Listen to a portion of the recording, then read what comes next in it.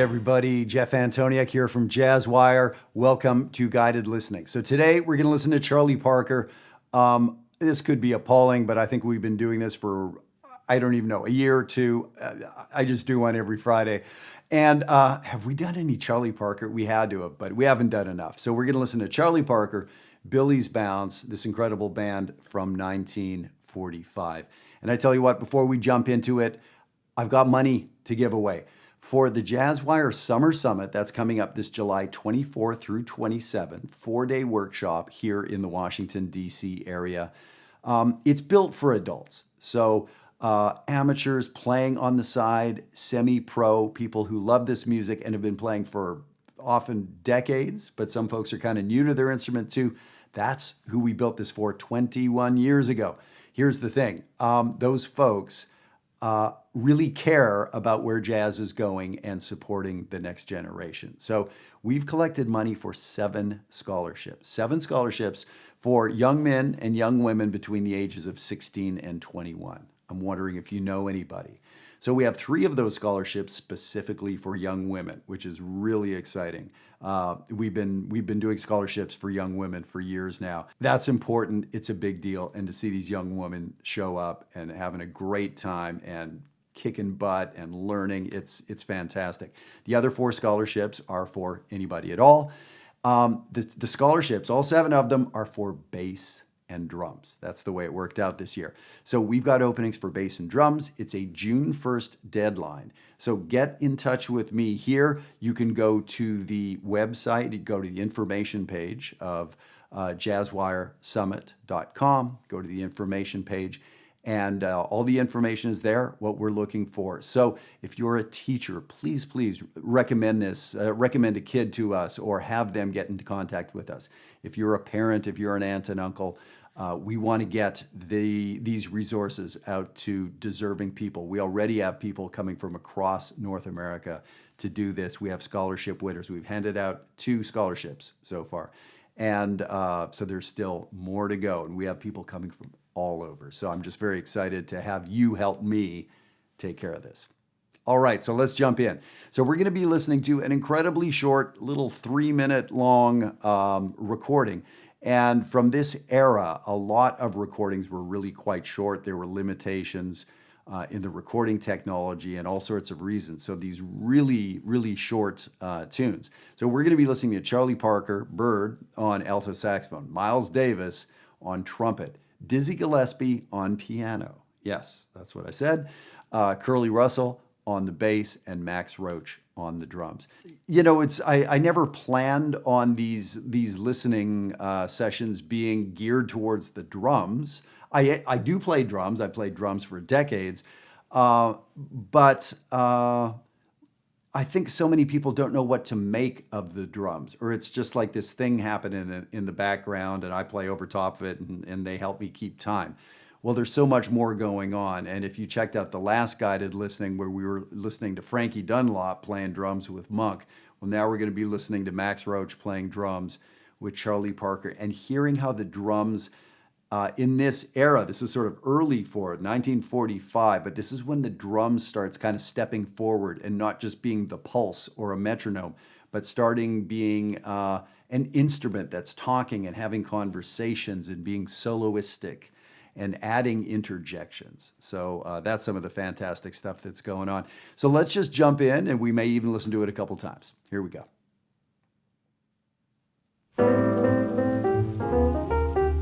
I love the little LP record hiss. So we got a little intro on there. That was cool.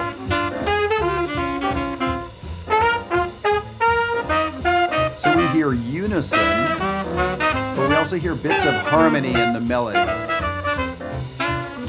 Harmony there. Harmony. Back to unison. A little harmony. Unison.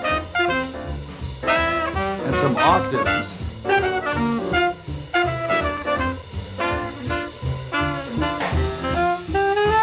So I tell you what, let's go back and listen to that again.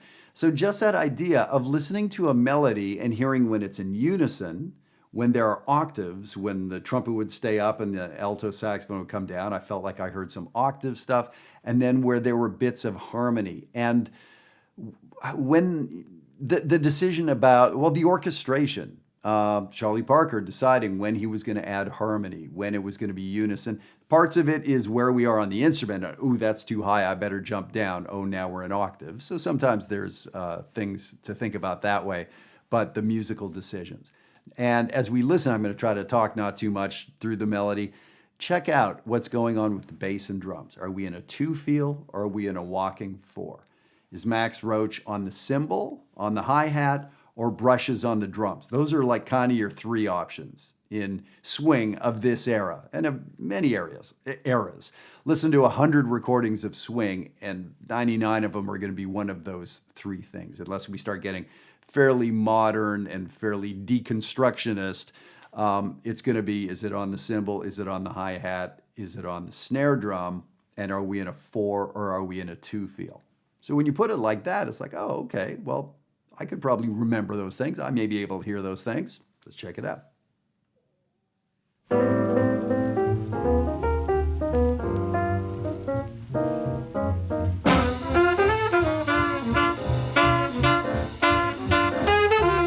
You can hear the bass really walking, right? Really grooving along. And we hear the kind of half-open hi-hat. It's a more washy, messy sound than the precision of the cymbal.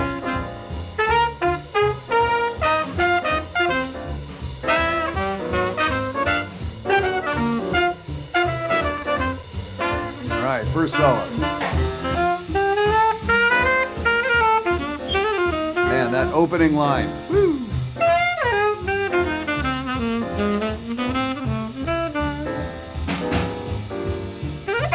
You hear the drums there?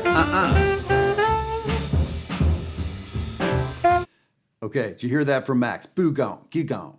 The snare drum, snare bass, snare bass. At the end, that was just Charlie Parker's first chorus. But when Charlie Parker would leave a little space, not predetermined, like, well, I'm going to leave a little space right away here, not predetermined, comma, period, whatever. I take a breath, keep going on. And someone would know, oh, I could jump in on Jeff, or I could say, oh, huh? You know, you could agree, whatever. We know in English language when it's the right time to put a little interjection, to let that person carry on, to let them know we're still paying attention, to jump in and say something we want to say. That's what we're hearing. That's what bebop drums is about. And I do want to say that opening line of Birds, I think is the first jazz I ever learned. Now, I will admit I read it from the Charlie Parker Omnibook, this published book of his solos that I still have over there, my original copy from 1980 or whatever. It's missing about half the pages. The cover was gone 30 years ago. Coffee stains, markings. But what a great melodic sound. And so that was the first language that I ever learned. And I played it pretty incessantly, I'm sure. And I should keep playing it because it's so great and it's Charlie Parker. How can you go wrong quoting the greatest person who invented this music, modern jazz, right? So what a great line. So let's go back to the beginning of the solo and listening to Bird's solo and then listening to especially how Max Roach is interjecting and moving things along.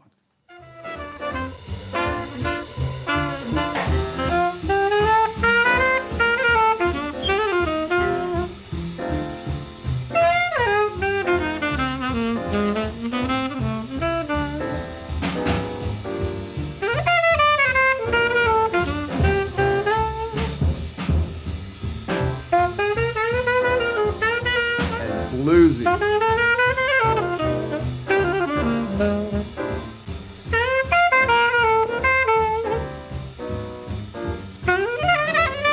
Double time.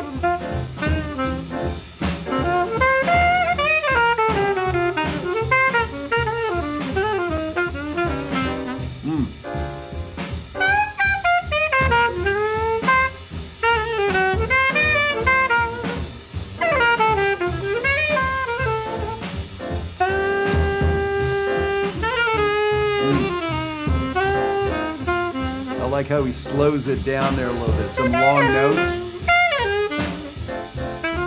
Motivic ideas he's listening to himself.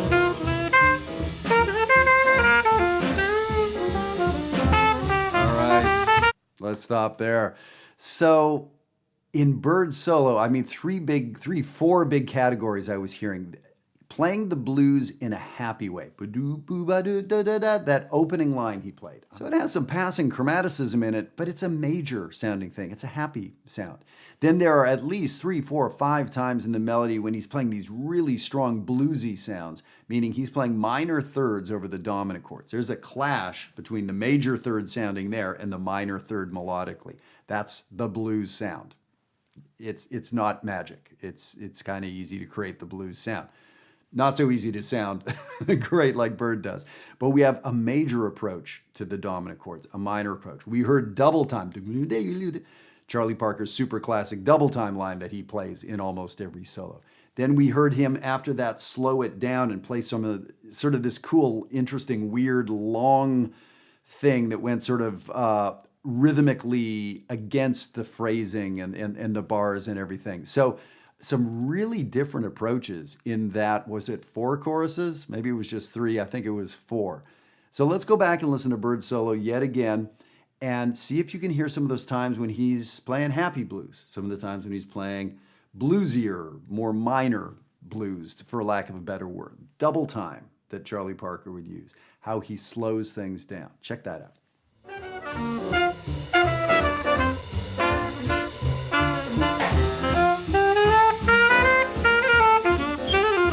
Happy. A little sassy. Happy, right?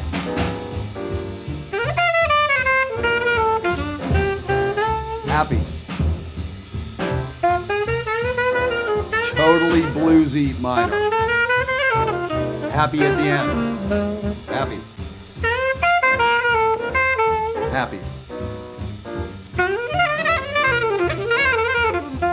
Double time, but happy.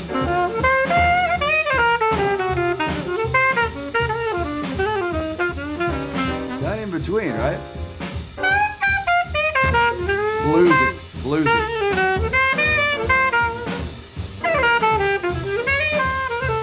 Happy. Go.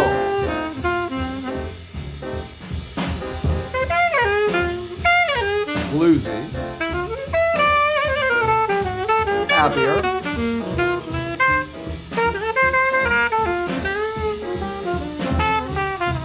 And he ended more on that happy note. So I was saying happy, happy bluesy. It has to do with whether he's centering things around an A concert or an A flat concert, sort of the third of the key or the flat third of the key.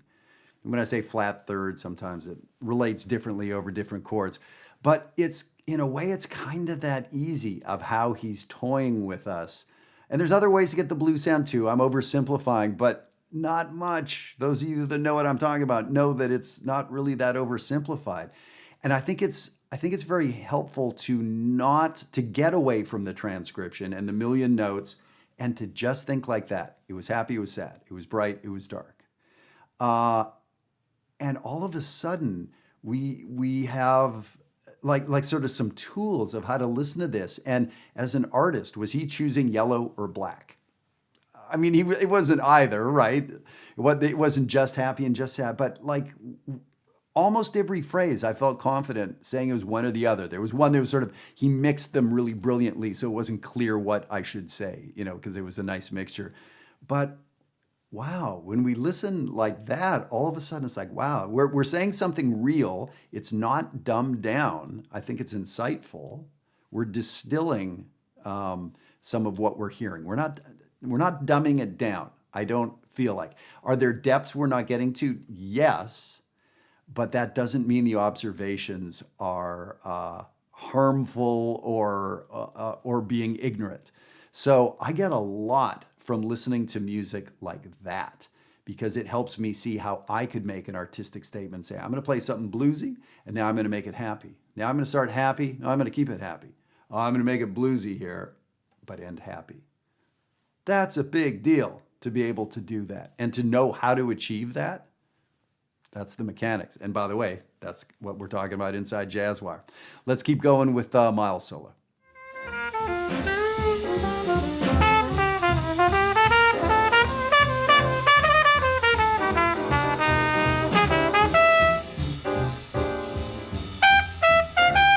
Cool how Miles ended with that angular kind of sound. We didn't really hear that exactly from Bird.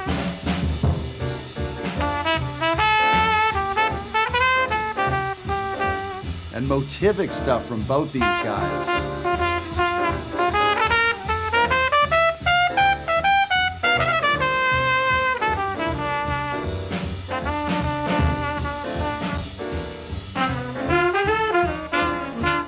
So quick little solo. You know, one of the things I was struck by, this is pretty early Miles Davis, is how he was using a lot of long note values as opposed to boo dat ba doo doo doo dat bop bop ba da doo dat, that those sort of bebop rhythms that are a little more snapped off.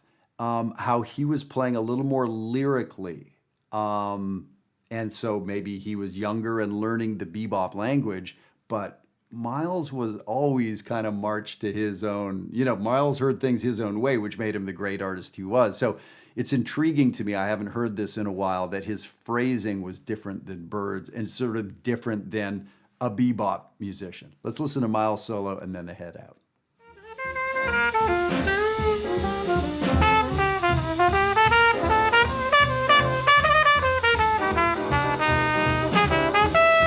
Those long notes.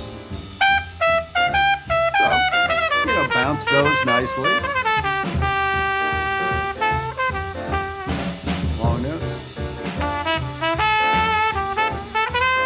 Note.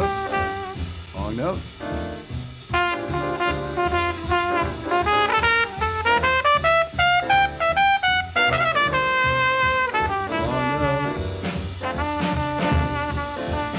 Interesting.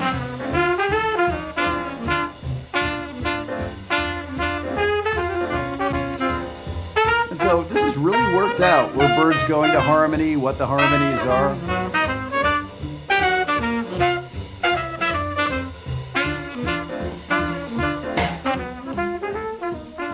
Ooh, did you hear that nice rim shot and how the dynamics came down for the second melody out, second 12 measures? Very effective. That was him.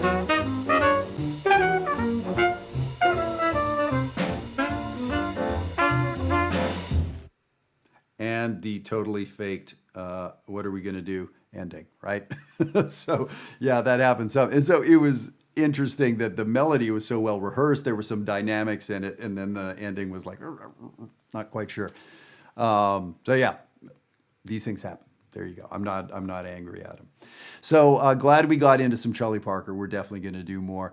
Thank you so much for being on this journey with me. And as I said earlier, we have scholarship money, and it's, you know, a month from now is when the deadline is. So please help me in spreading the word. Do a Facebook post, Instagram, put it on your MySpace, face, whatever it is you got there, and yeah, just spread the word around, and let's get these resources out to young, deserving people. One last thing I'll say is we're not just looking for the all-state hotshot greatest bass player in North America. We're looking for a kid who started playing jazz 3 months ago, who doesn't really know what they're doing, but they're into it. What I'm interested is into it. We can make anybody get better. But I'm looking for sort of that attitude and that spark's gone off. So if you know a young player who maybe isn't setting the world on fire yet, awesome. That's who I want to talk to. All right, everybody. Have a great week.